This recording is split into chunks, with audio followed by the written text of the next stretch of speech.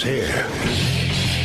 Now, broadcasting from the underground command post, deep in the bowels of a hidden bunker, somewhere under the brick and steel of a nondescript building, we've once again made contact with our leader, Mark Levin.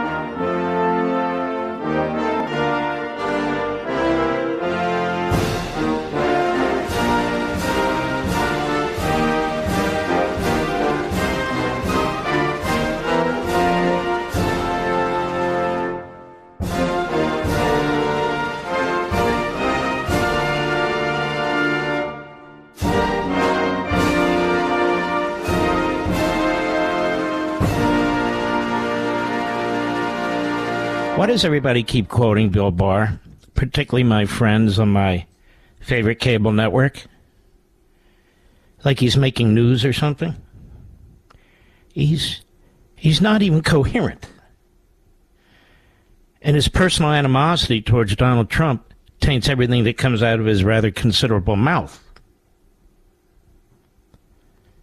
So why? Says the case in Washington is legitimate, although there are other circumstances involved here. He would not have probably pulled the trigger. It's an illegitimate case. Then he says the goal is to bring the case as fast as you can. You would think both parties support that. Now let me show you how stupid that is. You're Donald Trump. You want to bring a case as fast as you can in Washington, D.C. with a radical Obama judge, a Democrat jury. You want to get a conviction? And then it takes years for the circuit court and then the Supreme Court to hear it. Meanwhile, the election's over? How stupid is that? Bill Barr is getting dumber by the day. My view, which happens to be the correct view, is that I finally, I think, figured out how it can be done, is that the Trump lawyers go to the Florida court with Judge Cannon, or any of the courts. They can go to the court in D.C., but I would do it that way. She set a trial date for May sometime and move for an interlocutory appeal, try to get up to the United States Supreme Court, which may or may not take the case, and explain everything I've said to you and everything I've put online, which is my client. If your client's Ernie Grabatsky, it would be the same thing. But they need to say that their client cannot possibly spend full time on fighting for his freedom. Because what we're talking about here are indictments that, if they succeed, will wind up putting Donald Trump in prison for the rest of his life. He'll die in prison. That's the goal of the party opposite. That's the goal of the Democrat Party. That's the goal of Biden. To arrest and imprison for the rest of his life the opposition. Now think about this in the United States of America. And so when you get to the Supreme Court, and what you argue to the judge at every level, judges, and then the Supreme Court is, look, my client cannot fight full time for his liberty in dealing with 80 indictments. He cannot, which for the average citizen would be overwhelming enough, and run for president at the same time. It's not possible. And the Department of Justice under Merrick Garland, they know full well what they're doing. They're making it impossible for my client to exercise his constitutional rights to defend himself. His due process is under attack. And run for president. Now, some might say, well, then don't run for president. That's the point, isn't it? They know what they're doing, dropping 2 grand jury indictments on top of Donald Trump in the middle of a campaign. That's why this sort of thing has never been done before, and it never should be done ever again. They're bleeding his resources, so he can't use them on his campaign. They know that. He has to expend an enormous amount of time defending himself, sitting down with lawyers. They're going to have to go through 9 months of videotapes. They're going to have to go through over 1 million documents. You have to do all these things with your client, who's fighting for his life, who's fighting for his liberty. And at the same time, trying to achieve the nomination of his party and run in the general election to defeat the man who's trying to put him in prison the rest of his life. This has never been done in this country before. The only body left, the only constitutional body left that might take action to put an end to this is the Supreme Court. And by an end to this, I don't mean end the cases. The cases can go on after the election. There's not a single statute of limitation in danger of running here. Not one. And this is the same Department of Justice that intentionally let the 2014 and 2015 tax fraud statute of limitation run intentionally on Hunter Biden, costing the federal treasury taxes on $1.5 million. So what are they going to do in court now? Say, no. We let that statute of limitations run. I'm the judge, and I say, wait a minute. Whoa. The government doesn't have any exposure whatsoever. You have all the documents. You have all the video. You have all the witness testimony that you need. Obviously, you can use it as trial. On the January 6th case, which is the weakest day, I want to say something to Bill Barr. Are you an idiot? This guy is disgruntled, and he's a nasty SOB. He even said today on Martha McCullum's show at January 6th, that was, you need to pay a price for what you did. He's not charged with what happened on January 6th in any specific statute. Fraud because the government claims he wasn't telling the truth about the election.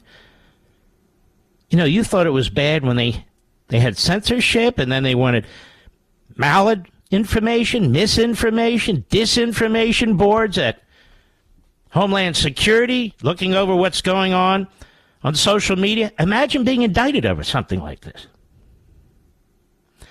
Then they used 2 statutes that were passed right after Enron, because they realized they didn't have a criminal statute that involved the destruction of documents related to Congress. Those are those obstruction charges. That has nothing to do with this. In fact, that read is so thin that a number of protesters who were convicted on that have filed appeals, and that matter is going to get to the U.S. Supreme Court. They use that, and Barr thinks, we got some pretty. Barr is a buffoon. So why do they keep quoting him? Why? They shouldn't. Quote me, because I know what the hell I'm talking about. He may have been an attorney general, wasn't a very good one. I was chief of staff to an attorney general, and he was a great one. It's unbelievable. So what I would do, I'm just giving my opinion publicly. So Trump lawyers, all of you folks, Department of Justice, judges, non-judges, everyone can just hear what I'm saying. That's what I do here, right? Same when I post. Make many of the arguments I just made, and there's more. for why this case needs to be stopped. And the other case needs to be stopped. And the Supreme Court has to decide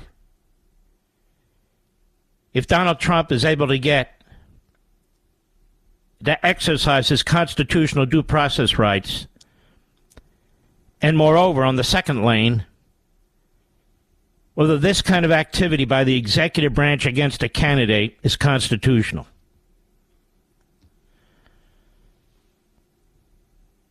Because I don't believe it is in any respect. Merrick Garland is dropping indictments on top of Donald Trump, one after another after another. He's got trial dates up the wazoo. They have court dates up the wazoo, all through this proceeding, all through this election cycle. They know exactly what they're doing. And here's the key. Please listen. This is the key. One man, Merrick Garland, is using the judiciary, using the court system to try and affect the outcome of the election, the course of the election, and the liberty of a man who's been told, sure, you can defend yourself, you can have your day in court, even if you don't have time to actually present a proper defense. Sure, you can do that. Why am I the only one talking about this? Where the hell are the civil libertarians? Where's the defense bar? Where's the ACLU? Where are my fellow conservatives? Where the hell are they? This is as clear as night and day.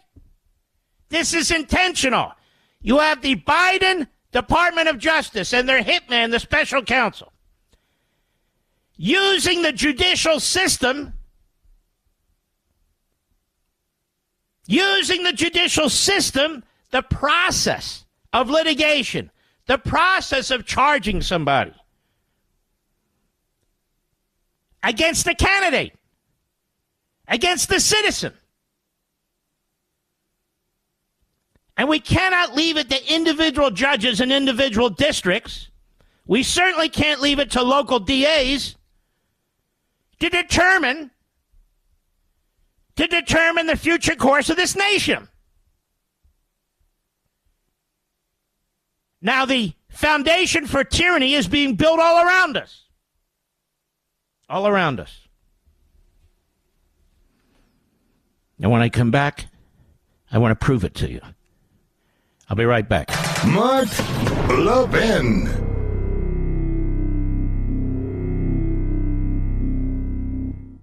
You know what helps me sleep well at night? Physical gold. I'm concerned about what the Biden administration is doing, and I've decided to learn more about gold IRAs to help me diversify. Did you know you can buy gold for your IRA or 401k? Gold can't be tracked like digital currency. No one has to know what you're buying, and there's no way to print more. My best resource for gold IRAs is Augusta Precious Metals. Their track record is no less than phenomenal. Learn why thousands of Americans are getting gold IRAs as part of their retirement portfolios. And you need to contact Augusta Precious Metals and get their free guide. I'm serious. Text Levin to 68592. Again, text LEVIN to 68592. Levin to 68592, or go to AugustaPreciousMetals.com. That's AugustaPreciousMetals.com. Text date and message rates may apply. Performance varies. Consult your financial professionals before making investment decisions and get risk disclosures at AugustaPreciousMetals.com.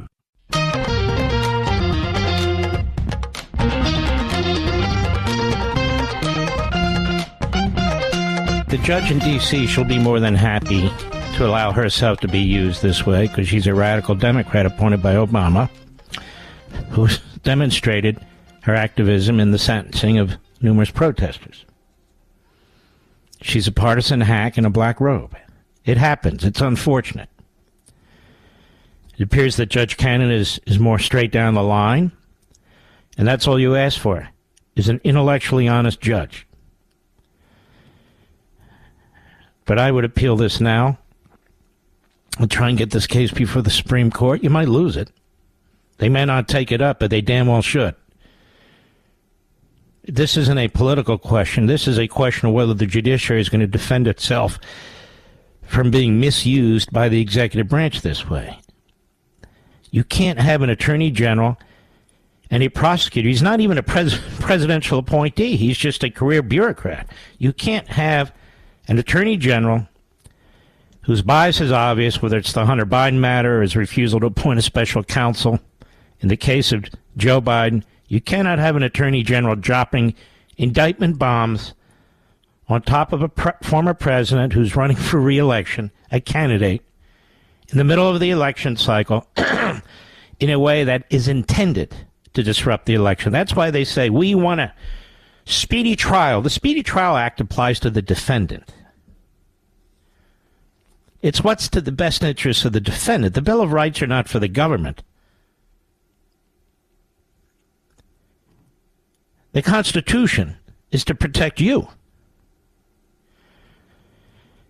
And so the issue isn't, is this a political question under the political doctrine? The question is whether or not constitutionally they're going to permit this situation to occur whereby the dropping of these indictments on dates determined by Garland, the Biden administration, to do the most damage to the due process rights of the target, of the defendant. And for the purpose of interfering with the election, this isn't going to do justice to rush this along. They can wait, but they don't want to wait. This guy Smith's got his orders from the Attorney General. We want to move fast. We want this conviction, if we can get it, before the election, so we can affect the outcome of the election. And for the case, and for Trump, this is no joke. He's got all these charges, many of which are just completely bogus, if not all of them. But he's got to worry about being convicted. It's very difficult to overturn a conviction on all charges. Right now, he has 80 charges against him when you count Manhattan and the two cases at the federal level. 80. So the chances of him getting one, pretty damn high. And that's why they're doing it. And then Atlanta will come in all of a sudden. And so he's going to have to defend himself against the Manhattan DA, the Atlanta DA, two cases involving the feds. They all know what they're doing. And we, the people, need to be protected. The electoral process needs to be protected. It's a sickening irony. You know what helps me sleep well at night? Physical gold. I'm concerned about what the Biden administration is doing, and I've decided to learn more about gold IRAs to help me diversify. Did you know you can buy gold for your IRA or 401k? Gold can't be tracked like digital currency. No one has to know what you're buying, and there's no way to print more. My best resource for gold IRAs is Augusta Precious Metals. Their track record is no less than phenomenal. Learn why thousands of Americans are getting gold IRAs as part of their retirement portfolios. And you need to contact Augusta Precious Metals and get their free guide. I'm serious. Text Levin to 68592. Again, text LEVIN to 68592. Levin to 68592, or go to AugustaPreciousMetals.com. That's AugustaPreciousMetals.com. Text date and message rates may apply. Performance varies. Consult your financial professionals before making investment decisions and get risk disclosures at AugustaPreciousMetals.com.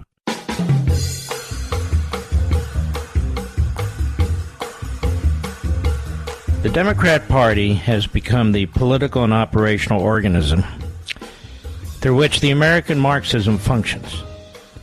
Just as early in our history it was the party of the Confederacy and slavery, segregation in the Ku Klux Klan, and Jim Crow. In more recent times, it has adapted and tailored Marxist ideology to American governance and politics. And in so doing, the Democrat Party has adopted what some call a passive or quiet revolutionary approach.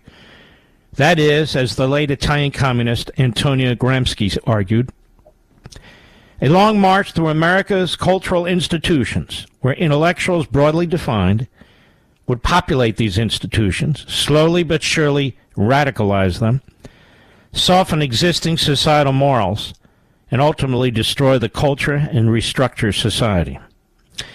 Indeed, Gramsci asserted that socialism is precisely the religion that must overwhelm Christianity.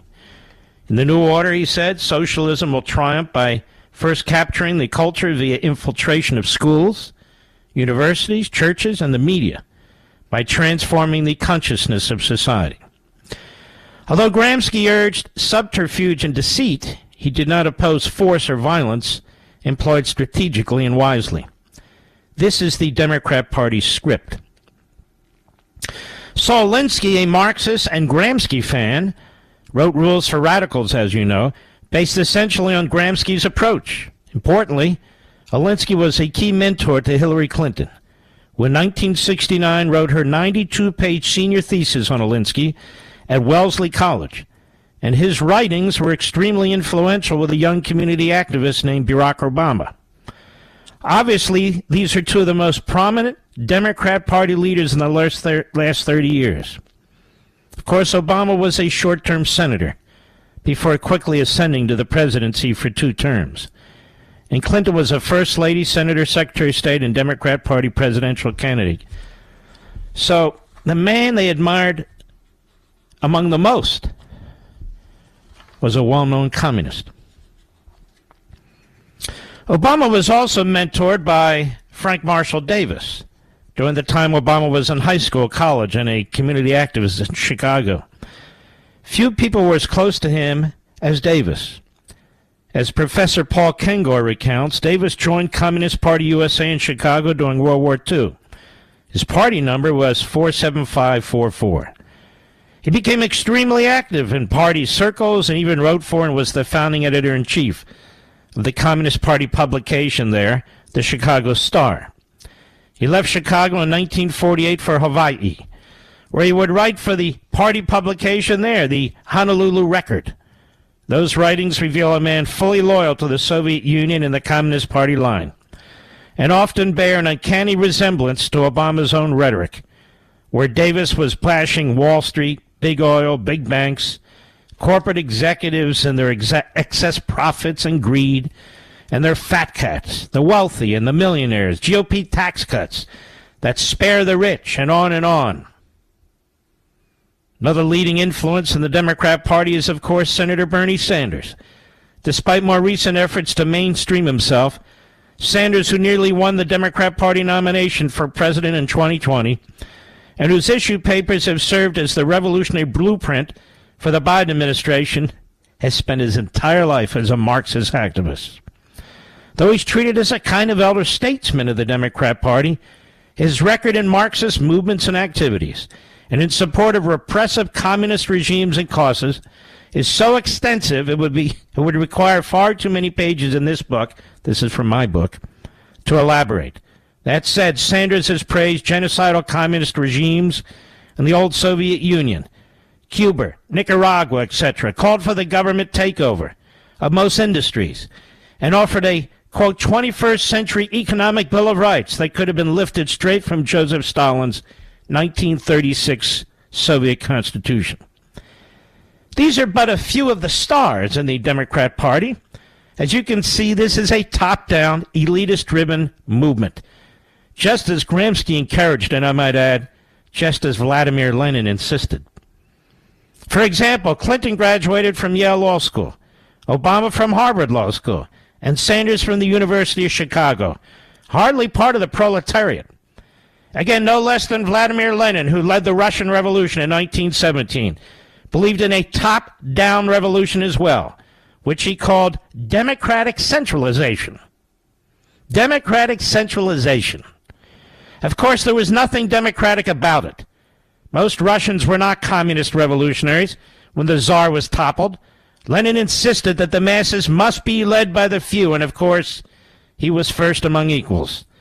Moreover, Lenin preached that the party must be the monopolistic structure through which every aspect of society is managed, and that all citizens must adhere to the party program. He did not believe in the natural attraction of Marxist ideology to the masses, but instead exercise the use of an iron fist to impose the party's agenda on the population. All public resistance must be broken. There could be no tolerance for opposition, and all aspects of life were subjected to the will and whims of the Communist Party-controlled state. Furthermore, truth and justice are to be defined by what serves the best interests of the party. Inevitably, the Democrat Party's infinite cultural, economic, and political interventions, always in the name of the people in some virtuous and wealthy cause, lead to the steady decline of liberty, to the steady rise of totalitarianism, and to the exploitation of the people. Fewer and fewer masterminds with an ever-increasing army of bureaucrats and enforcers reign over the citizenry and decide what is and is not good for them. The abuses of power are limitless, as are the justifications. And slowly but surely, the people get used to it, even vote for it, until one day its grip is too tight. Then it's too late. The police state is not known to retreat peacefully. Moreover, the Democrat Party, as the state party, is supported by a state media that poses as a free press. The state media are no less devious and diabolical than the party they promote, and like other propagandists, they are skilled at deceit and deception on behalf of the cause. Every time the Democrat Party wins an election, whether at school board or mayoral level, or governorship or presidency, it becomes even more powerful and dangerous. Totalitarianism through the ballot box is not new. Even now, Democrat Party electoral victories further empower the administrative state and its appointed judicial oligarchs, who hold what is as close to permanent governing authority without checks or personal consequence as mankind has ever invented. Indeed, the Democrat Party makes the most of its electoral victories, both in its efforts to enshrine electoral changes that advantage it and to strengthen and expand the unelected part of the government that is appended to it. Increasingly, Republican Party victories, while deeply troubling and intolerable to the Democrat Party, are seen as fleeting interludes in the long march to what is effectively the hardening of one-party Democrat control of the country. Nonetheless, like all autocratic parties, the Democrat Party and its media and other surrogates relentlessly pursue Republican victors with all manner of tactics and sabotage, for they must pay a huge personal and professional price for daring to challenge, let alone win, an election and disrupt the one-party Democrat Party rule. For example, Richard Nixon was forced to resign for doing far less than Franklin Roosevelt, John Kennedy, or Lyndon Johnson and their weaponizing of the IRS, FBI, and later even the CIA. Ronald Reagan was pursued over the so-called Iran-Contra matter, which was nothing compared to Barack Obama's $1.7 billion cash payment and nuclear deal with the Iranian regime. And, of course, the endless political and criminal pursuit of Donald Trump by the Democrat Party is unprecedented. In this and virtually all else it does, the Democrat Party's loathing of America is limitless. The Democrat Party hates America. That's from part of Chapter 1. You can get it on Amazon.com right now and pre-order your copies at 40% off. Or any other retail link or outlet. I really think this is the book for the time. This time. These times. Those words were written, Mr. Producer, 7 or 8 months ago. I updated it along the way as we were editing it where I could. But the tyranny is so aggressive now, and it's so ubiquitous. It's impossible to update it to the day or even the week. But the principles that I discuss, the history that I present, all of it relates to the same thing. They don't care if they're destroying our electoral system. They know the Republicans are quislings and that they will not use the same power that they are against Republicans The Republicans won't use that power against them. We have the Bill Barrs, the Mike Pences, the Chris Christies, the Larry Hogans, the Chris Sununus, the Asa Hutchisons, the Mitch McConnells, and the other phalanx of quislings. They have no such thing. And so this passive or quiet revolution is in fact taking place right before your eyes. And you know what they want to discuss on Capitol Hill today, Mr. Producer? UFOs. UFOs. The country is on the brink. Communist China is on the rise. They're preparing for war. And on Capitol Hill, they're discussing UFOs today. The media are discussing UFOs. When they discuss what's happening to Trump, MSNBC and CNN are part of the government media, what I call the state media. And so you know what they're going to say in advance of them saying it. They exist to be propagandists. They exist to advance the call of totalitarianism. Somehow they think they're going to escape it. No, they'll be devoured too. They celebrate tyranny. They urge tyranny against their opponents, or at least those who don't agree with them. But there's no excuse to be promoting Bill Barr and his ilk, who are the weak underbelly of our republic. They're the weak underbelly. They are the Benedict Arnolds. They are the backstabbers. Call them what you will. Look at Mike Pence.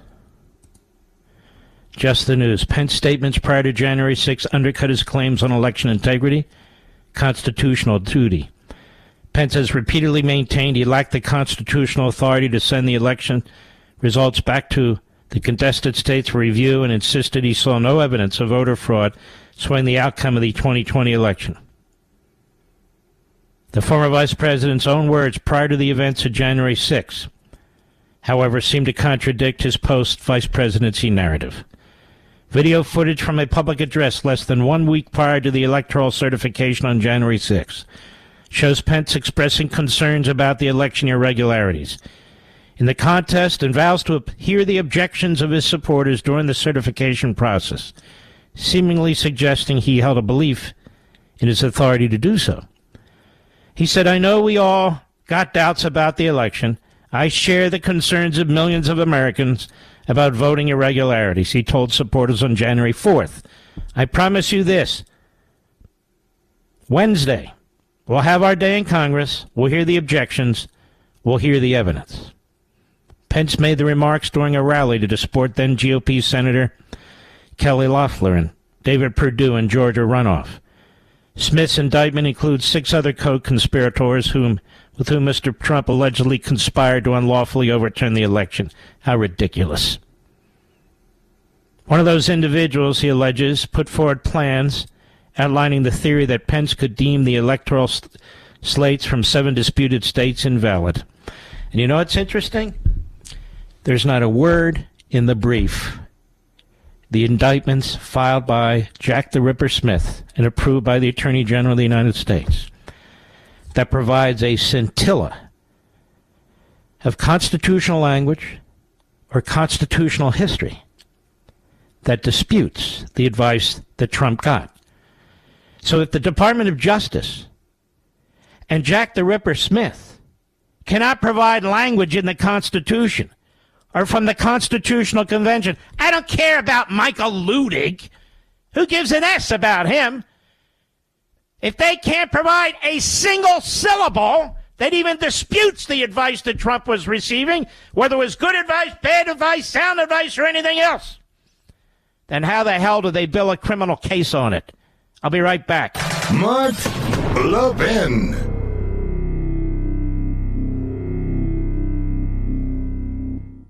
You know what helps me sleep well at night? Physical gold. I'm concerned about what the Biden administration is doing, and I've decided to learn more about gold IRAs to help me diversify. Did you know you can buy gold for your IRA or 401k? Gold can't be tracked like digital currency. No one has to know what you're buying, and there's no way to print more. My best resource for gold IRAs is Augusta Precious Metals. Their track record is no less than phenomenal. Learn why thousands of Americans are getting gold IRAs as part of their retirement portfolios. And you need to contact Augusta Precious Metals and get their free guide. I'm serious. Text Levin to 68592. Again, text LEVIN to 68592. Levin to 68592, or go to AugustaPreciousMetals.com. That's AugustaPreciousMetals.com. Text data and message rates may apply. Performance varies. Consult your financial professionals before making investment decisions and get risk disclosures at AugustaPreciousMetals.com.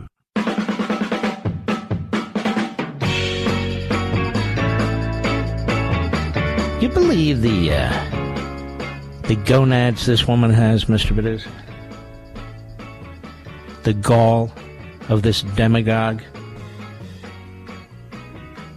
I mean, I thought after she said that, her false teeth would fall out of her mouth. Or the facelift would unravel right in front of us. Showing one of these UFO pilots. You know?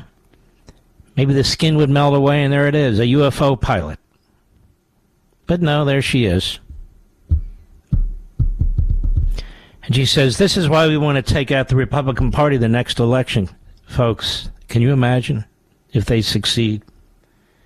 If they win the presidency or they win the House and so forth? It's over.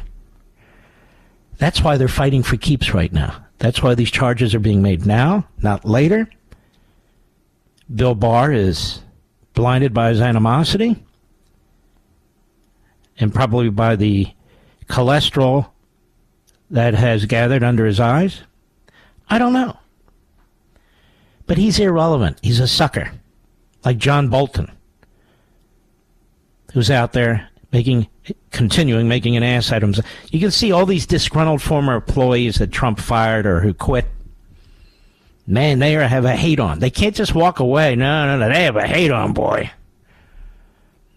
So the most preposterous case ever brought in a federal court involving January 6th, but not involved. You ever have a case that involves January 6th and doesn't involve January 6th?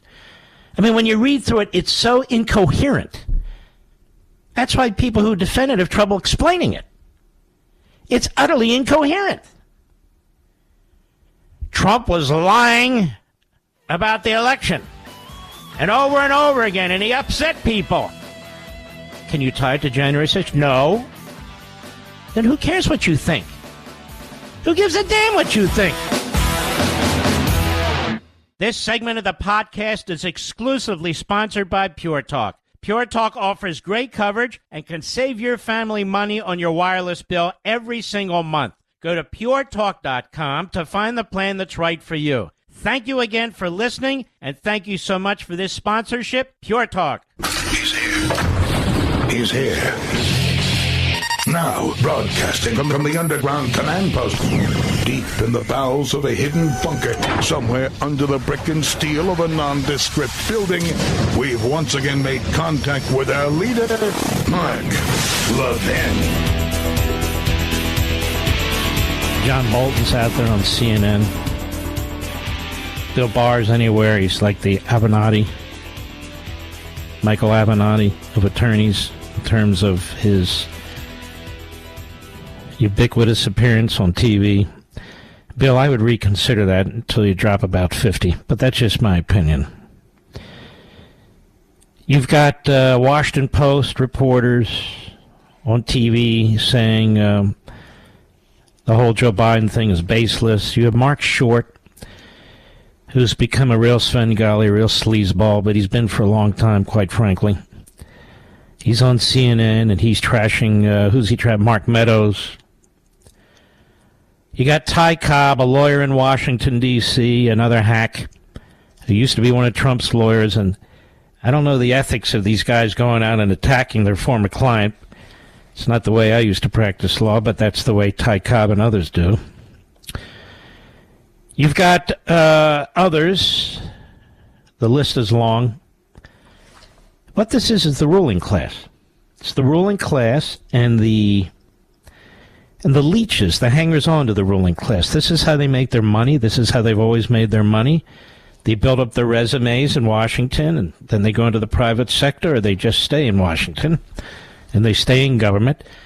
These are leech lawyers. These are slip-and-fall, ambulance-chasing, Washington, D.C. lawyers. And so they're not really interested in shrinking government. They're not really interested in what you're interested in.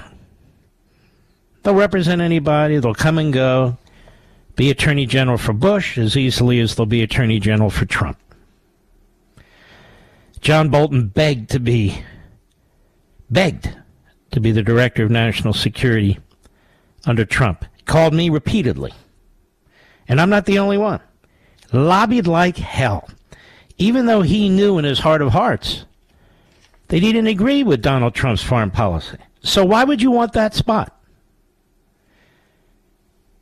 So John Bolton acted like he was president. And when Trump didn't agree with him, he'd have his temper tantrums. Then Trump drop kicks him out, or he resigns. Either way, who cares? And look at this. John Bolton writes a book. Even Judge Lampert says, you can't expose all this information in your book. And they fight John Bolton, and the guy leading the charge is Bill Barr, who now hates Trump because Trump got rid of him. And who represents John Bolton? Chuck Cooper, a lawyer in and around Washington, D.C., who I've known for decades. I don't talk to these people anymore. I don't want anything to do with them. Life is too short. I can't trust them. They're unprincipled. There's plenty of good people out there. Mike Pence tried to call me this morning. I wasn't available for the call. I mean, I silenced my phone. When I'm typing it on, I looked. He tried to call me. I'm not taking Mike Pence's call. I want nothing to do with him anymore. He's dead to me.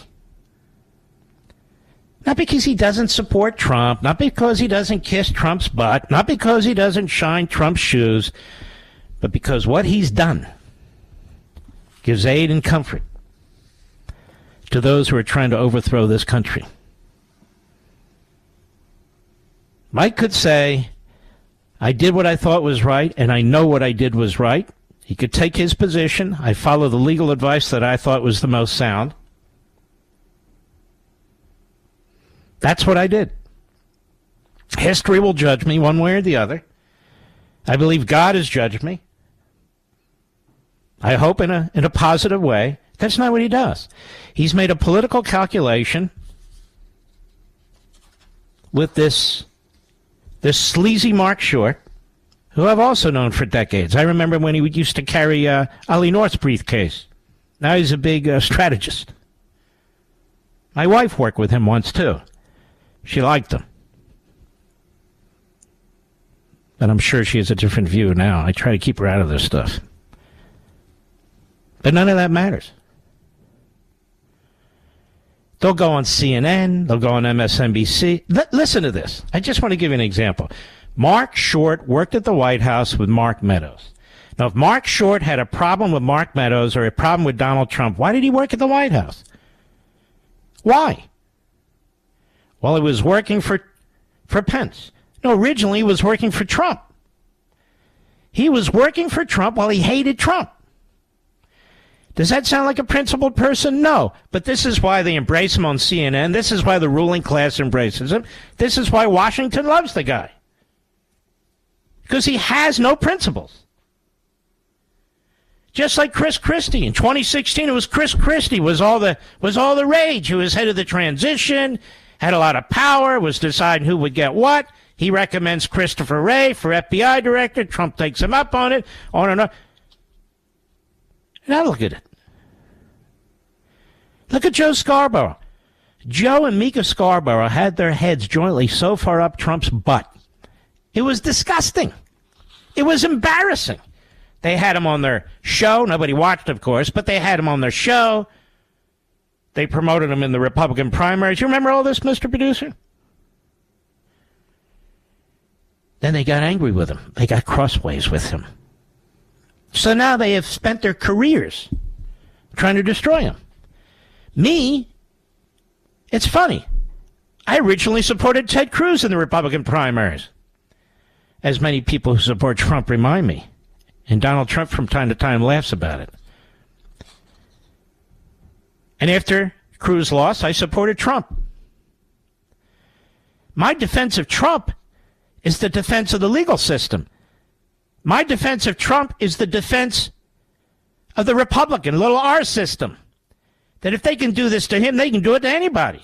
I'm a constitutionalist. That's the bottom line. I'm a Reaganite. That's the bottom line. That's how I came to politics, through Reagan. In 76 and 80.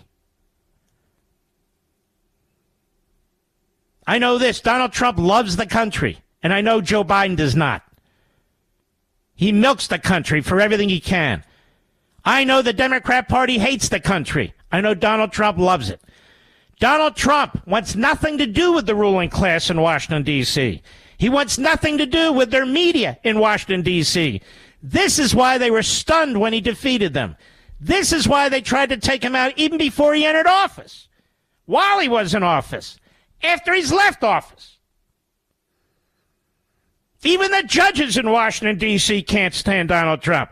The judges, the legal bar, the FBI, the Department of Justice, the CIA, the media types, the rhinos, the hangers-on, the litigators. There's your ruling class.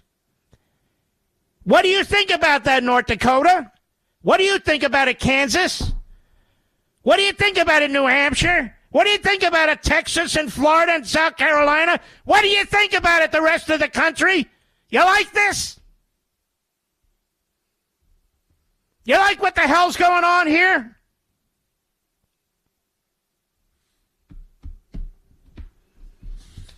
I want to read something to you. It's very heavy. It's from Kevin Downey Jr. at PJ Mead. It's very heavy. The left will misconstrue it intentionally because the left in the media, they are the acolytes of the big lie. So they don't matter. He writes, on his deathbed, my friend's grandfather, I call him Mattis, revealed how, as a Lithuanian, he was forced to enroll in a pro-Nazi paramilitary group shortly after the Nazi occupation of his small town near Vilnius. He referred to this group as the Lithuanian Rifles. As a Nazi officer pointed out, his other options were to become a social democrat or a communist. The Nazis didn't care for these people. Social democrats went to concentration camps, and communists were shot. Mattis's duty was to patrol his small town unarmed with other Lithuanian rifles and report back to the Nazis. He didn't like the Nazis, but he hated the communists. And being a Lithuanian rifle was better than a camp or a bullet. Besides, Germany was the land of art and science, he figured. Germans were civilized. The communists were animals. Good riddance to the Stalinists, who now found themselves under the gun. Also, Germany was winning the war. Months after enlisting as a Lithuanian rifle, Mattis, in his mid-30s, married, father to 3 children, began to hear insane rumors, he thought, that the Germans were rounding up Jewish men and teens in nearby towns and shooting them in the forest.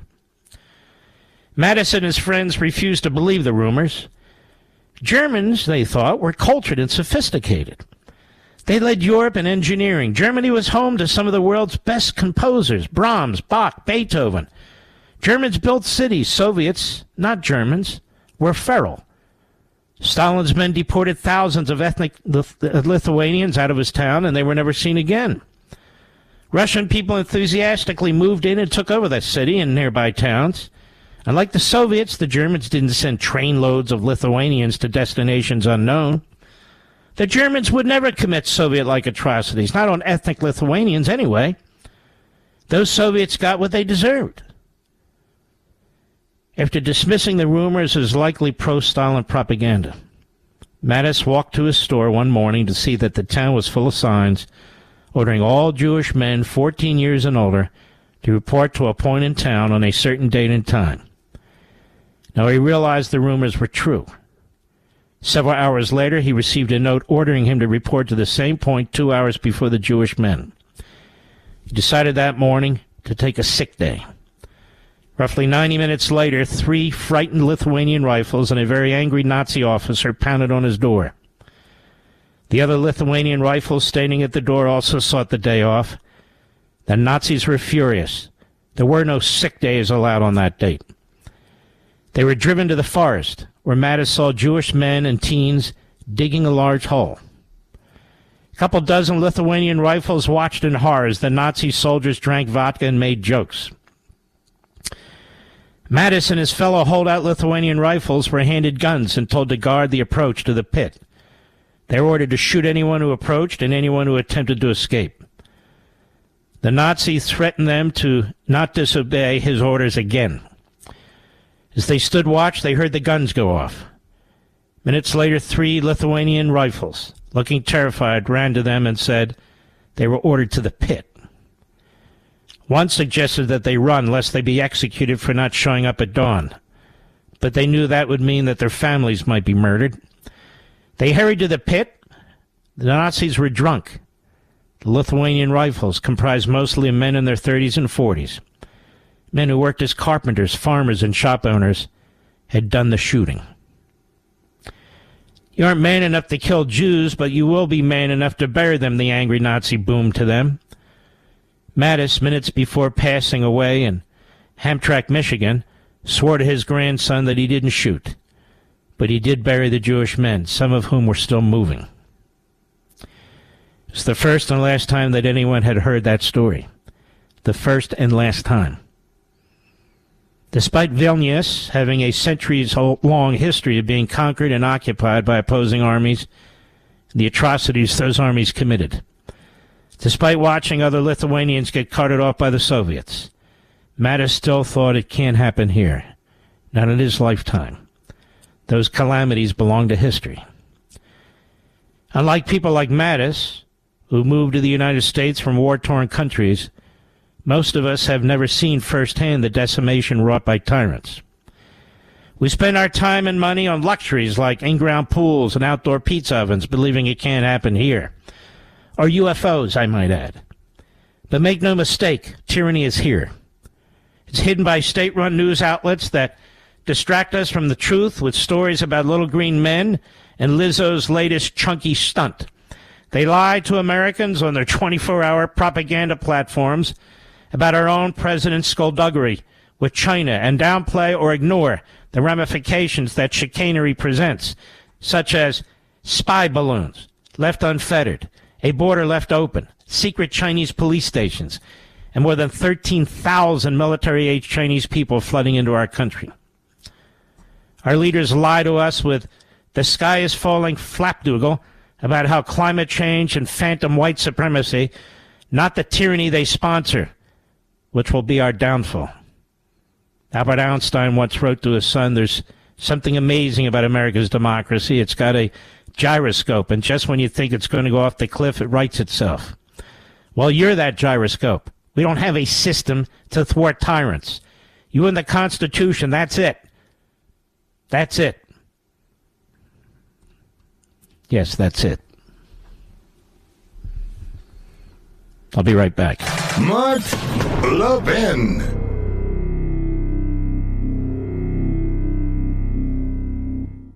You know what company's looking for you when they actually upgrade your service and don't charge you for it? This is great news, and for new and current Pure Talk customers. Pure Talk just added data to every plan and is including a mobile hotspot with each one, with no price increase whatsoever. Now, if you've considered Pure Talk before but haven't pulled the trigger, take a look again. Just $20 a month for unlimited talk, text, and now 50% more 5G data, plus mobile hotspot. Just $20 a month, folks. This is why I love Pure Talk. That also happens to be veteran-owned and only hires the best customer service team right here in America. Most families are saving almost $1,000 a year while enjoying the most dependable 5G network in America. Just go to puretalk.com and enter promo code Levin Podcast to make the switch to Pure Talk, and you'll save an additional 50% off your first month. Again, go to puretalk.com, enter promo code LEVIN Podcast, and make the switch to my cell phone company, Pure Talk, today. How far will the most corrupt president in history go to keep Republicans from winning back the White House? Meet the cast of unscrupulous accomplices he's assembled to get Trump. Alvin Bragg, the radical liberal New York prosecutor who refuses to prosecute violent criminals. Jack Smith, who's made a career persecuting innocent Republican officials. Letitia James, the socialist who ran on the promise, I'll go after Trump. And Biden's newest lackey, Atlanta DA, Fani Willis. So incompetent, on her watch, violent crimes have exploded. So tainted, Willis was thrown off one case for trying to prosecute a political opponent. So corrupt, Willis got caught hiding a relationship with a gang member she was prosecuting. So dishonest, Willis was accused of creating a fake subpoena. Welcome to the Fraud Squad. I'm Donald J. Trump, and I approve this message. It's a great ad, and he needs to push back, and he is.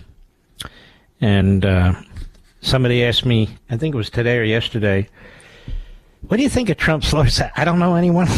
What's to think? I don't know. I hope they're good. I just don't know them. I'm not on the inside, folks. I'm not an insider. I give my opinion to you. I give my opinion publicly. That's what I do. If somebody asks me for my opinion, I'll give it to them as well. Candidates ask me from time to time, I give them my opinion. I'll be right back. You know what company's looking for you when they actually upgrade your service and don't charge you for it? This is great news, and for new and current Pure Talk customers. Pure Talk just added data to every plan and is including a mobile hotspot with each one with no price increase whatsoever. Now, if you've considered Pure Talk before but haven't pulled the trigger, take a look again. Just $20 a month for unlimited talk, text, and now 50% more 5G data plus mobile hotspot. Just $20 a month, folks. This is why I love Pure Talk. That also happens to be veteran-owned and only hires the best customer service team right here in America. Most families are saving almost $1,000 a year while enjoying the most dependable 5G network in America. Just go to puretalk.com and enter promo code Levin Podcast to make the switch to Pure Talk, and you'll save an additional 50% off your first month. Again, go to puretalk.com, enter promo code LEVIN Podcast, and make the switch to my cell phone company, Pure Talk, today.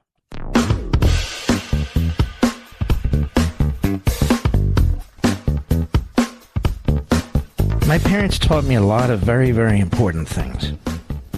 My faith teaches me a lot of very important things. And I've tried to live my life as a good human being. None of us are perfect. But I do know right from wrong.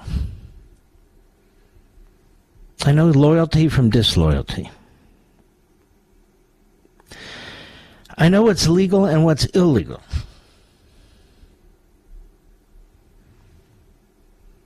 And I know true friendship from phony friendship, I guess.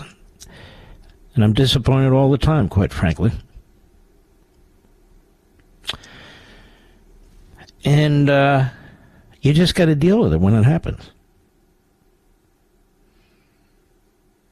I had considered Bill Barr a friend. His conduct now is reprehensible.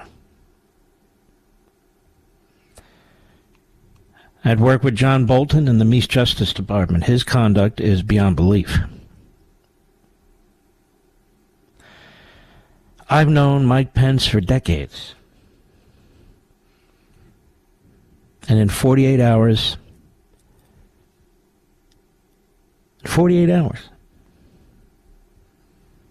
he blows himself up, at least in my view. You don't have to support Donald Trump for anything. You don't have to agree with him about anything.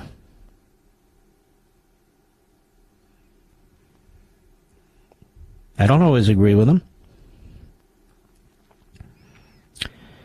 But when you see what's swirling around us today, and you take the side of a man who is destroying our republic and destroying, truly, our electoral system. Jack Smith, who's fronting for Garland, who's fronting for Biden. And we talk here every damn night about what's happening to our country. And you genuflect, and you feel that there's a need now to say things that you haven't said since that January 6th. I don't want to talk to you anymore, period. I want nothing to do with you. I want nothing to do with Bill Barr. I want nothing to do with John Bolton. Nothing. Nothing.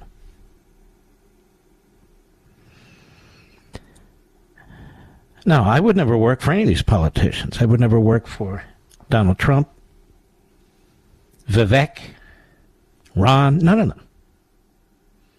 I spent my 8 years with Reagan, and I love them.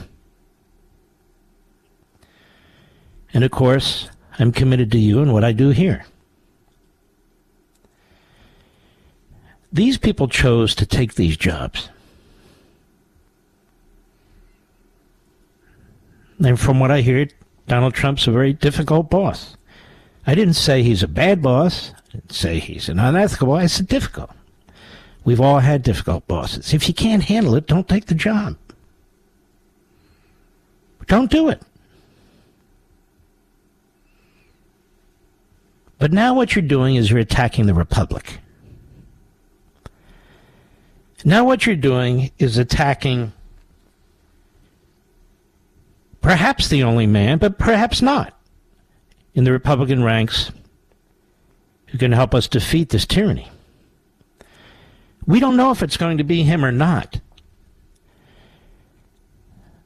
But we know he's leading, and we know that these folks are trying to kneecap him.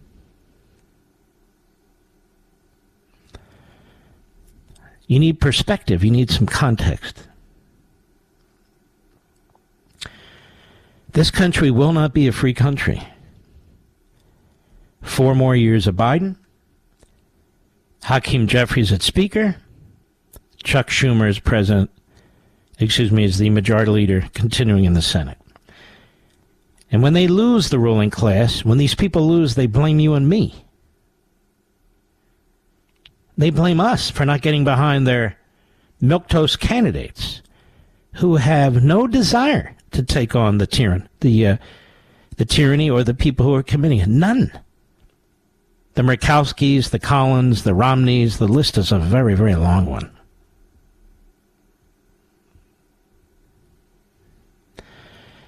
We're not going to follow people who have their own issues with Trump or their own issues with DeSantis or their own issue with whomever. Don't expect us to join you and line up behind you in your own little jihads and so forth. We're not going to do that. We're not going to do it. As for these crackpot lawyers that the vice president talks about, John Eastman is, prior to all this, was considered one of the brightest lawyers in the conservative movement. He was the dean of a law school. He's written extensively. He clerked for Clarence Thomas. He's written multiple briefs, including Supreme Court briefs, very strong briefs. Now suddenly he's a crackpot because Michael Ludig and the gang think he is. Michael Ludig sold out to corporate America a long time ago as the IBM general counsel when he couldn't get nominated to the Supreme Court.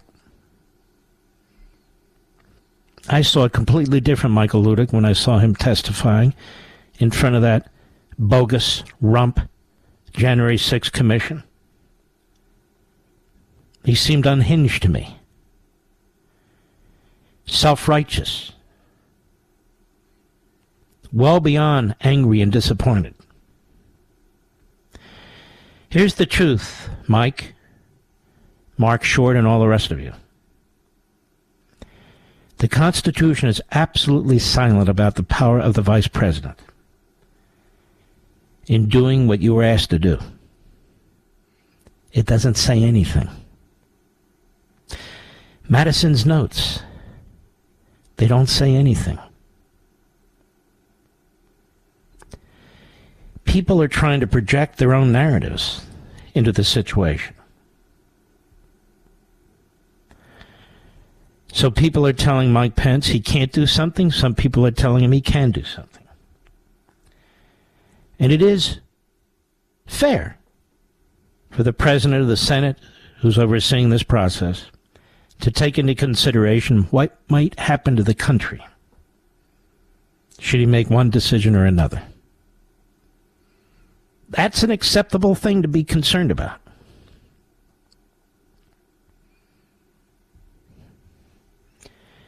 But the system works, except when people are destroying it, obviously. The final say about the 2020 election was in Congress. But apparently the election's not over. Not because of Trump, Mike, and Mark, and Bill, and Mo, Curley, and so forth. It's not over because Joe Biden doesn't want it to be over.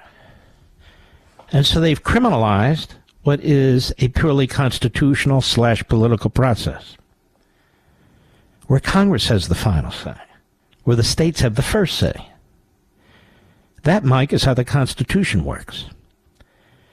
You see, Mike, when the Constitution was drafted and then ratified, there was no Department of Justice, let alone U.S. attorneys and special counsels and all the rest of it.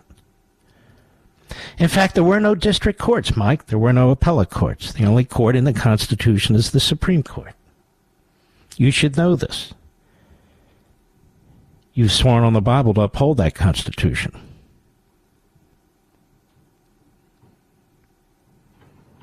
So it's a perfectly legitimate point of view to think that maybe the vice president can take a second look at this, or maybe he can't. You're there in that position to make that decision. It's your decision. President Trump may have pressed you to make a decision. Others may have pressed you to make a different decision. You don't have to buckle under the pressure. You made your decision. It's not the right decision. It's not the wrong decision. It's a legitimate decision, and you made it. President Trump didn't commit a crime pressing his case with you. There's no criminal statute that covers that. These charges, they're charges by implication, by opinion. They're not charges based on the law, using the 1871 Klan Act, using the 2 obstruction acts that were passed after Enron, having nothing to do with January 6th, and that's very controversial what they've done to these protesters, and that's going to be appealed to the Supreme Court. That's not solid law. And, of course, the first count on fraud is your typical statute that's used against people who commit fraud against the United States, financial fraud, and also do damage to the institutions, but they're doing damage to the institutions by the nature of the fraud they commit. That is, financial fraud, that sort of thing. It's never intended to apply to an election circumstance, ever. None of these statutes were. And so really, when you step back, these charges, this indictment, proves that there was no insurrection, that there was no seditious conspiracy. Because despite his best efforts, despite his obsession, his unhinged objective to get Donald Trump, even Jack Smith couldn't figure out how to make that stick. Despite all the propaganda that we got from the illegitimate January 6th commission that was set up by Nancy Pelosi, she chose the Democrats, she chose the Republicans. Despite all that Liz Cheney said, it was a lie. And it never could be true. Because it was Donald Trump who said to the Secretary of Defense, the acting Secretary of Defense, the head of the Joint Chiefs, the Chief of Staff to the acting Secretary of Defense, and perhaps another person, as they were leaving his office 48 hours before January 6th. Ask the Speaker of the House, ask the mayor, if they want federal troops to protect the Capitol building. That was even noted in an independent report by the Inspector General of the Department of Defense. Milley even had it in his contemporaneous notes, even though he hates Trump. The acting Secretary of Defense said by all means it did occur. His Chief of Staff says exactly the same thing. You can't run an insurrection when you have 10,000 armed troops surrounding the Capitol building. I know all the rest about peaceful and everything, but that's the bottom line. And they had absolutely no communication. No texts, no emails, no oral communication that anyone could testify to, no written notes, not even Pence's notes, where Trump said, we're going to take the Capitol. Nothing. Zero. You've been lied to by the media, by the Democrat Party, and other scoundrels. I'll be right back. Mark Levin.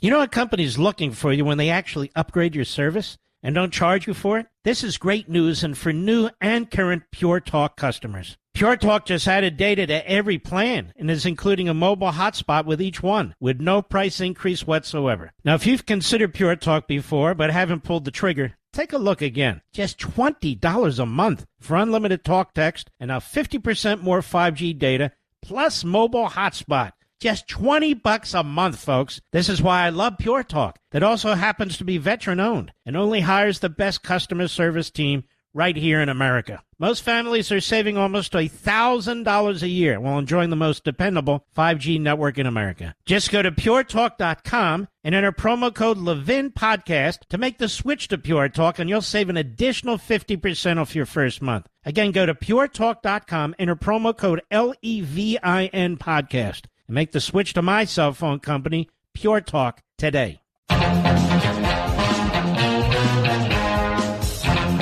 You've known me, Rich, for almost 21 years. Have I ever done anything that would embarrass my family or friends? I would never do that. I've never wanted anything that much. It's called character. It's called your reputation. There's not an office in the land I want, not a radio show, not a TV show, not money, nothing that I would knowingly surrender. My character and my reputation. That doesn't mean people won't attack my character and reputation, and that doesn't mean that people will try and destroy me, whether it's the IRS or the FBI. So far, my fingers are crossed, no problem, but you know what I mean. And yet these men I've mentioned, in my view, have done exactly that. I'll be right back.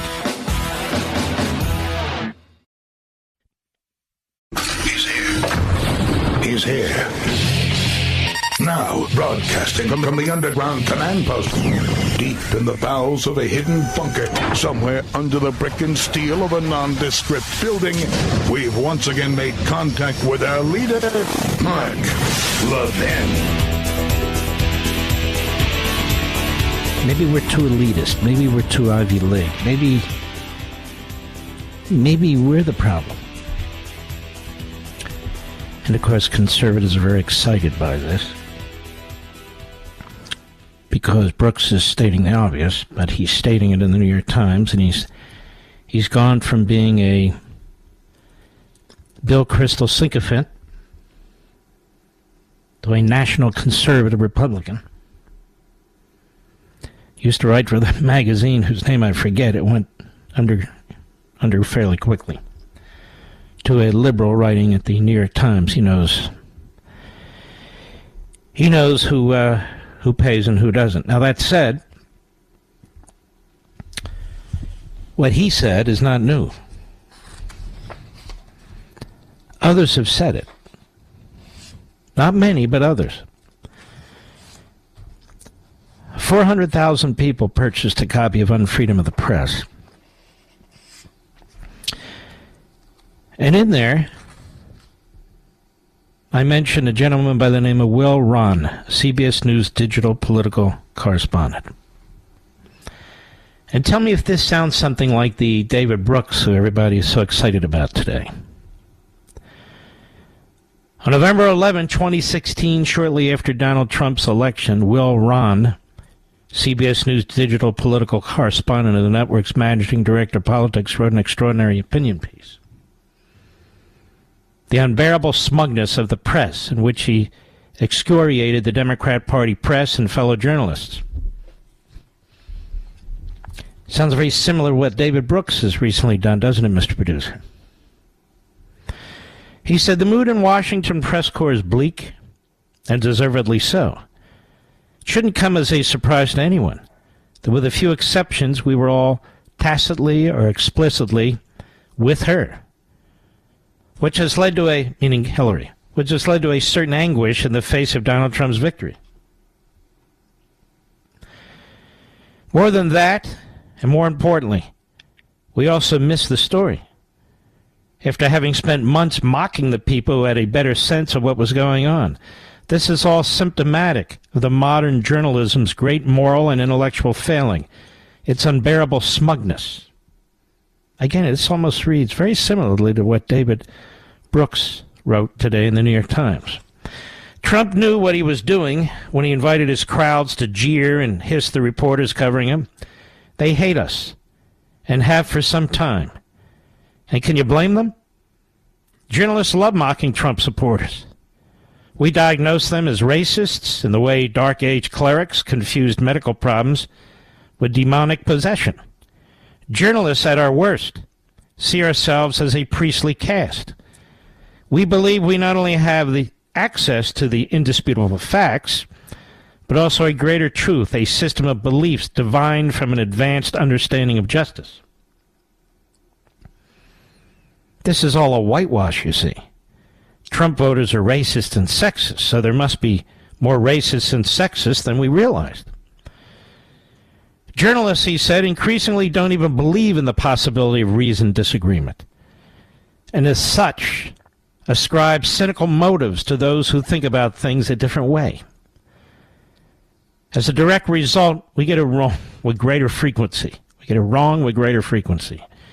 Out on the road, we forget to ask the right questions. We can't even imagine the right question. We go into assignments too certain that what we find will serve to justify our biases. Now, this was a brilliant piece written in 2016, almost 7 years ago. So I don't give David Brooks any credit or any kudos for anything. Because if conservatives in media and elsewhere would do their work, they would know that Mr. Ron said this first. And how much you want to bet, Mr. Producer, Mr. Brooks read it too. Unfortunately, his wise counsel to his media colleagues, as I wrote, has fallen on deaf ears. Indeed, despite Ron's warnings to his media colleagues since the election, the Democrat Party press have unleashed a relentless and hellish campaign of insult and condemnation against Trump, whom they seek to drive from office, and his supporters, for whom they have open disdain. Aside from certain news media platforms, a few cable programs, newspapers, and conservative talk radio, there's little current ability to counterbalance the large, old media platforms of the Democrat Party press. This was a great book. That's page 89 and 90. You can check it out yourself. November 11, 2016, Will Ron, R-A-H-N, CBS News digital political correspondent. I haven't checked back, so I don't know what he does now. Maybe he still does that.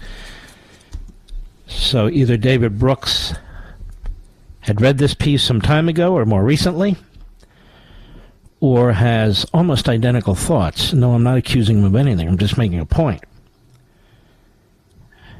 That the reality check was a reality check years ago. But they don't care. They don't give a damn about what you think or what I say or we say or anything of the rest. Dear friend of mine just texted me. He said, I put this argument up on Twitter. He works in the Capitol building. You would know him if I told you, and I'm not going to. And he said, look at all the crap I'm taking from the left.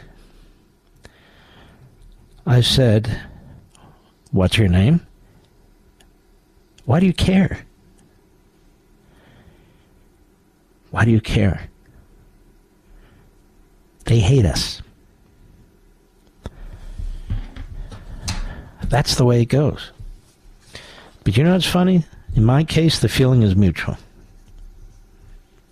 The feeling is mutual. Here's Mark Short on CNN yesterday. Cut 6, Mr. Producer, go. So you think, you don't know for a fact, but you think that Mark Meadows cooperated and did testify? Well, I don't know. I don't know, Jake, but I would imagine that certainly if you look at the list of co-conspirators, you know, Mark was the ringleader bringing the various lawyers in. All right, so let's stop. He might be right. I have surmised the same thing, but that's not the point. I wouldn't say so on CNN. But that said, look at the animosity. Look at the hate. Mark was the ringleader bringing in the various lawyers. What kind of punk is this? You have a never-Trumper who's working in the White House. And then later, for the Vice President of the United States. And now, on his campaign. Why would you go on CNN and do this? Isn't the answer, I don't have the foggiest idea. How would I know?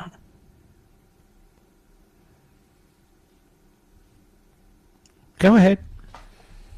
Theories about what the vice president could do, organize most of those meetings, organize the meetings with members of Congress, and so was a leader in much of those efforts that the president... So what?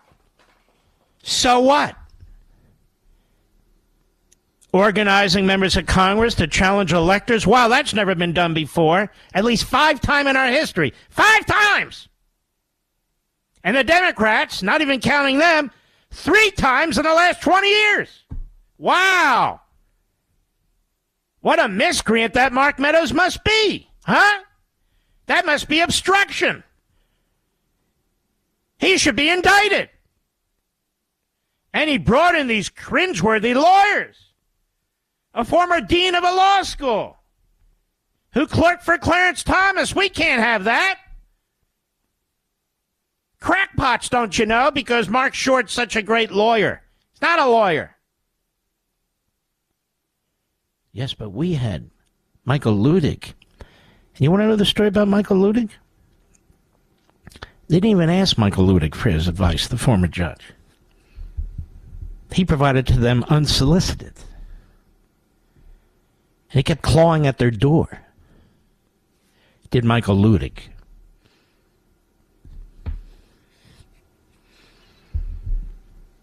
And the crackpot advice that they got. Oh, yes, it was very crackpot. There's nothing crackpot about it. The advice is legitimate as any other advice that they were receiving, including from the Rhino lawyers. All the advice was legitimate. Everything was on the table. The Constitution provides no direction at all. None! 0! Everything else is somebody's opinion. And so the vice president had to make a call, and he did. He can defend it.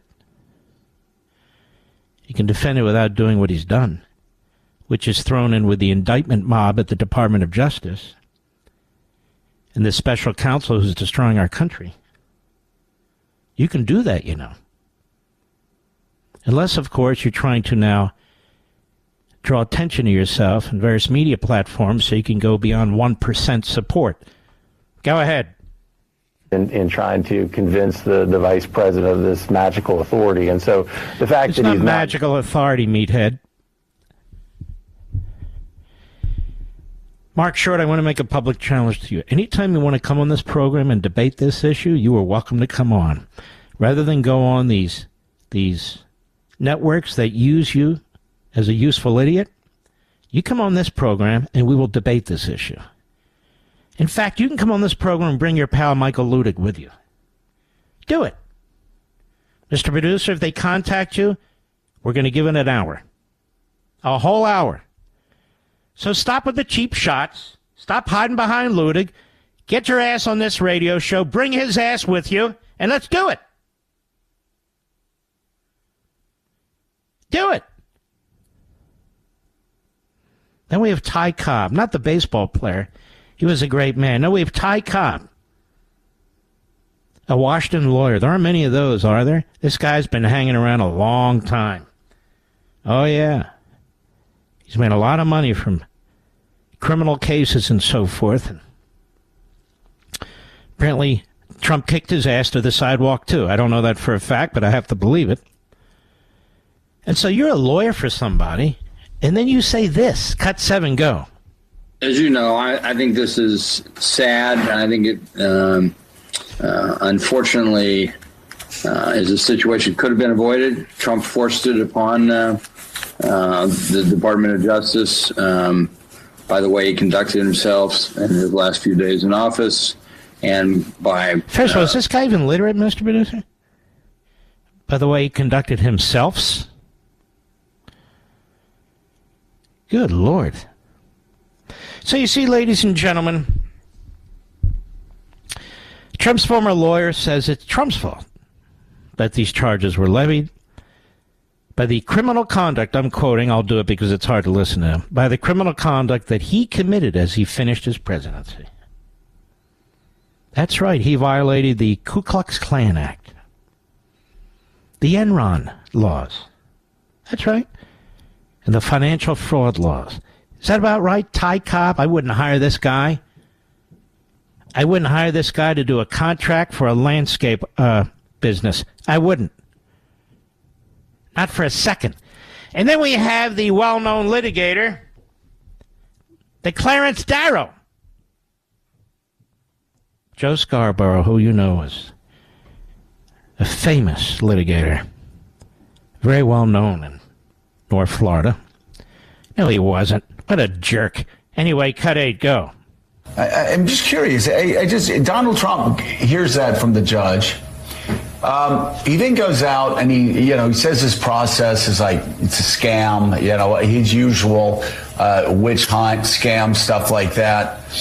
I don't know how federal judges in Alabama would respond to that where you practice, but where I practiced in Northwest Florida, I suspect Judge Collier or Judge Vincent would throw my client in jail and call me in and dress me down and say, so you have a client? Let's stop. Why would they throw your client in jail, Joe? Was there a gag order that your client violated? Shows you what an ignoramus this guy is. There's no outstanding order. You can't just throw somebody in jail for exercising their free speech rights outside the courtroom. Now, if there's a gag order in place,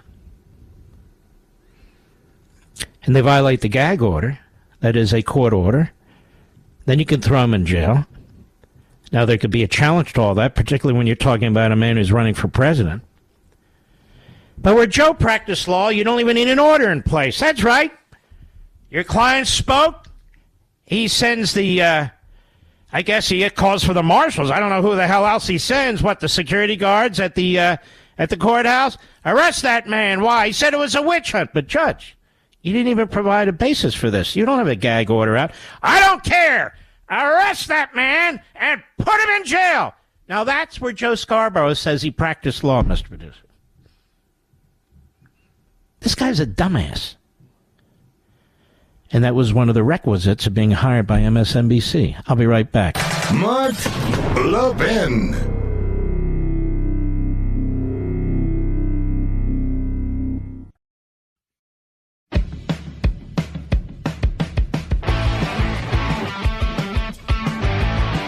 When I watch those people in Chicago going to the microphone protesting to their local government about what's happening in their communities as a result of immigration, illegal immigration, massive illegal immigration, in a sanctuary city, of course. And most of the people protesting there and speaking very peacefully, very politely, but very upset, were black. And this day was always going to come, because the cities are not being destroyed, they're being overwhelmed with illegal immigrants.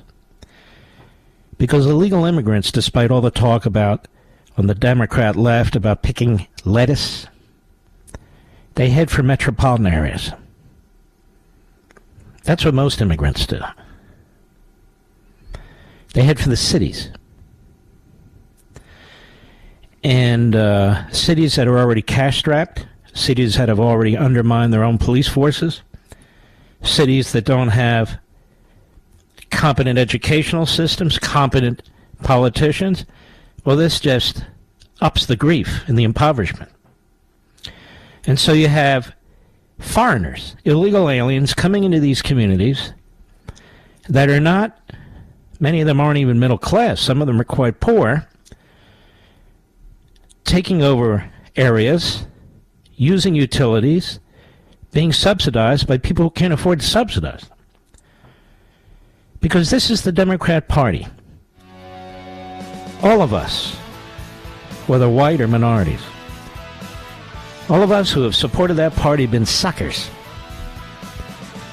And the Democrat Party of old is not that much different from the Democrat Party today.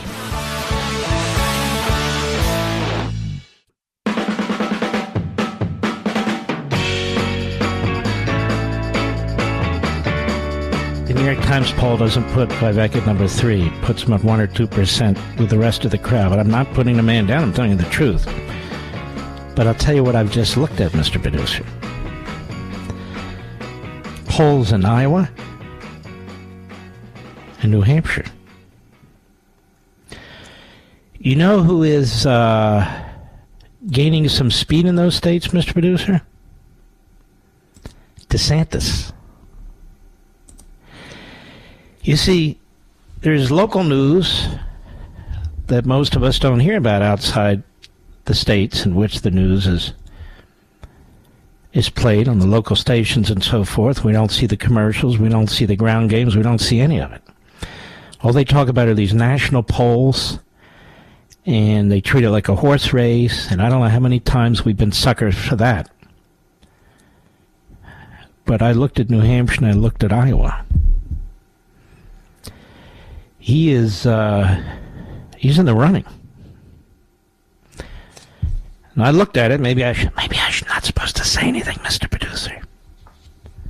You never know. But there, I just said it.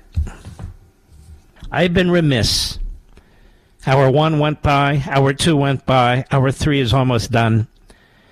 We have a fantastic Life, Liberty, and Levin this Sunday, 8 p.m. Eastern. I would encourage you, go ahead and set your DVRs for every Sunday, 8 p.m. Eastern, or whatever time is equivalent to you, wherever you live. In addition to my opening statement, which is a killer, I have 2 fantastic guests. Jim Trusty, who was one of the great lawyers for Donald Trump. I mean, really, former federal prosecutor. This man is as smart as they come. We've had him on the radio show as well. And Matt Whitaker, the former acting attorney general. They want to listen to Bill Barr. I want to listen to Matt Whitaker. And he is fantastic, too. So, the opening statement, I'm going to go through the history of some of these contentious elections in a way I haven't done it before, so you will know more than anybody else. We're going to take a very close look at what the Department of Justice just did to Trump, and then we're going to take a very close look at why Biden should be in Sing Sing. So I hope you'll join us. It's this Sunday. If you set your DVR right now, you don't even have to give it a second thought. You know, maybe you're out and say, oh, my God, I meant to see Mark's show and I can't see it. And let me say something else. Everywhere I go, people come up to me, seriously. And they thank me for this radio show and the Sunday show. They say on Sunday nights,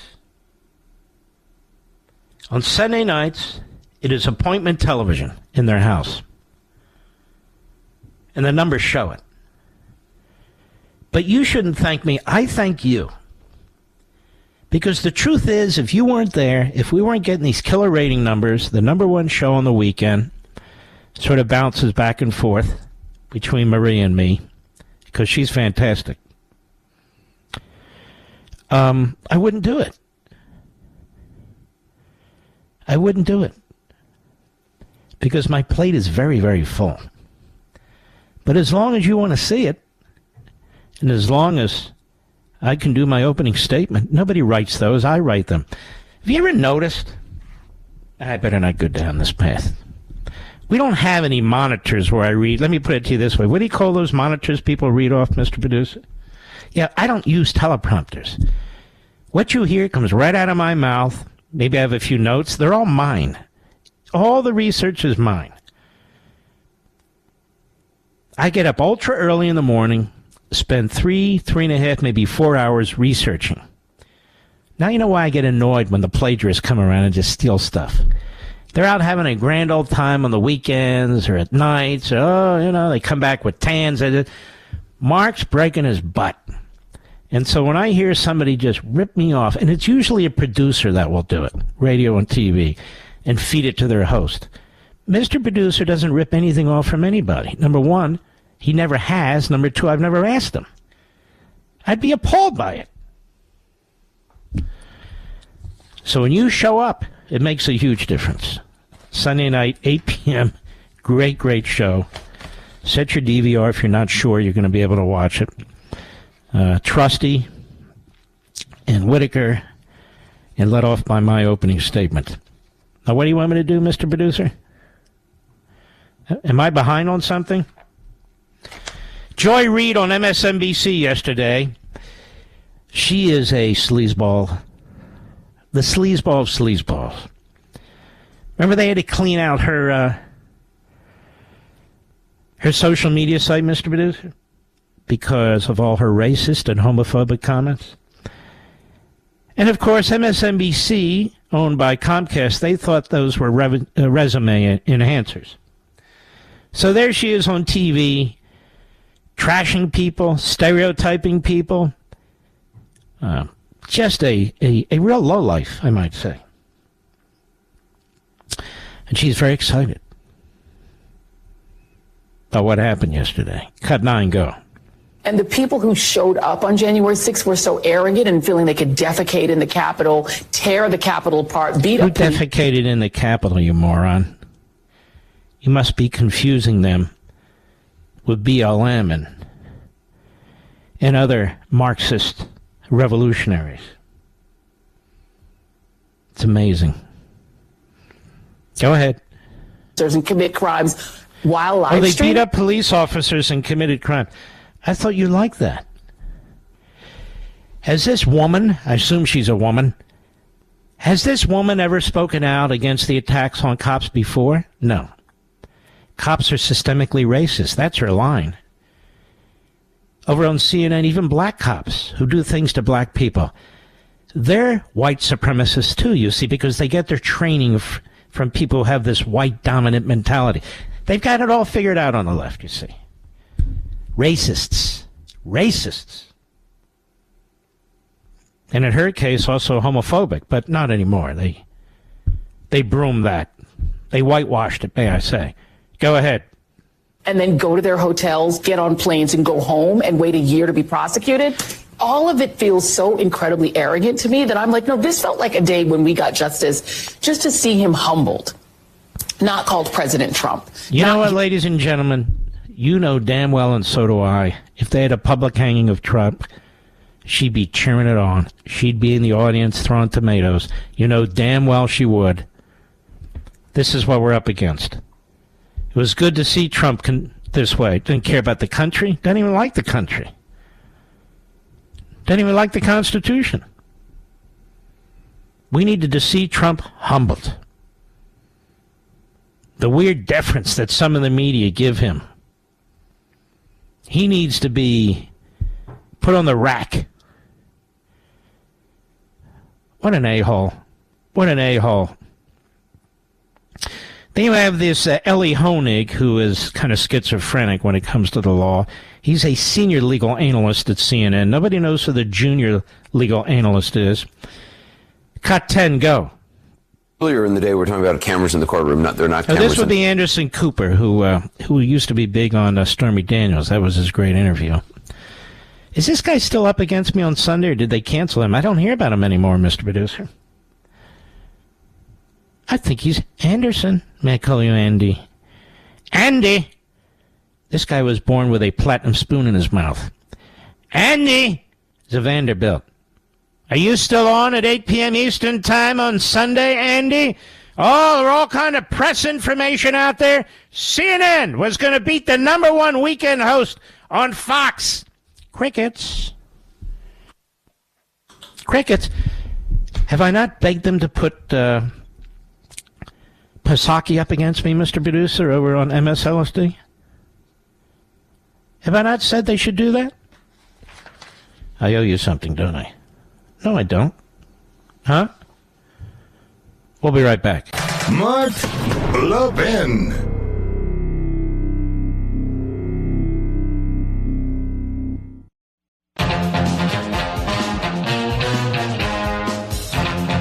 I've seen it's been pointed out to me that some of the things I'm raising in the book that I've done a lot of research on are finding their way on cable TV, some radio shows, but definitely cable TV. A week or two after I discussed them at length, even using the sources that I cite to you. So I'm not blaming any network in particular. I'm not blaming any talk show host or host in particular, although there's one in particular who does this. It's just very dispiriting.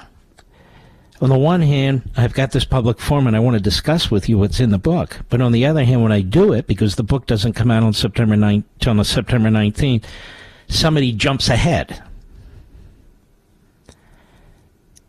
What would you do, Mr. Producer? It's kind of a conundrum, isn't it? It's difficult. So it's very frustrating to me that this book isn't out now, and it's very frustrating to me that people do this. Really, it's their producers, or maybe they're driving home and they're listening. I don't know. But it is really Bush League. It's just really, really Bush League. And no, don't guess. But it infuriates me. Innovation Refunds has been helping small businesses.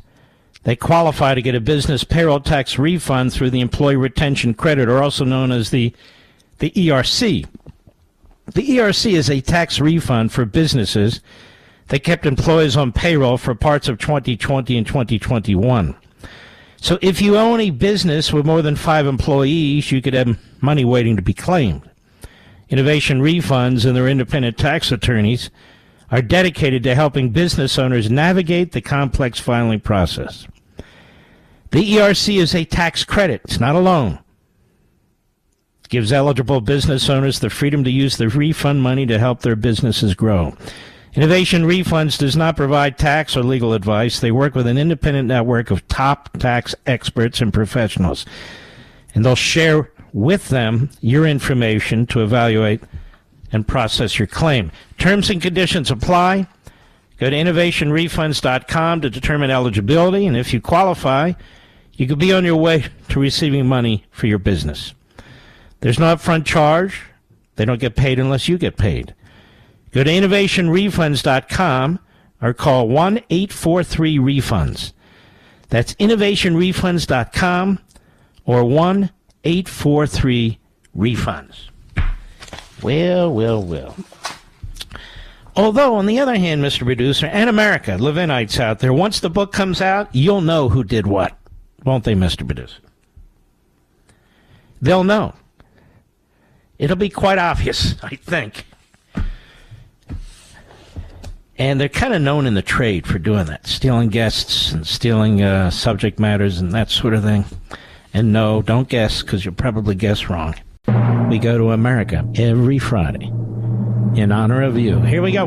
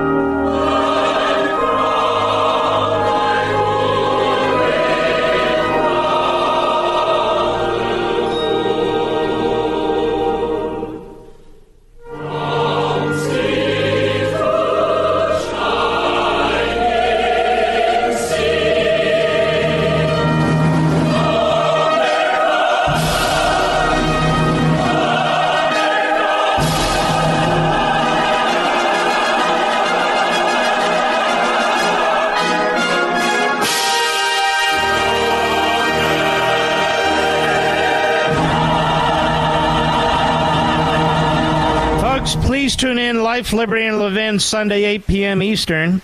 Set your DVR if you're not sure you're going to be there. I'm sure you're going to hear all about it, so I want you to watch it yourselves. We salute our armed forces, police officers, firefighters, emergency personnel, the men and women, the freedom fighters in Ukraine and Taiwan.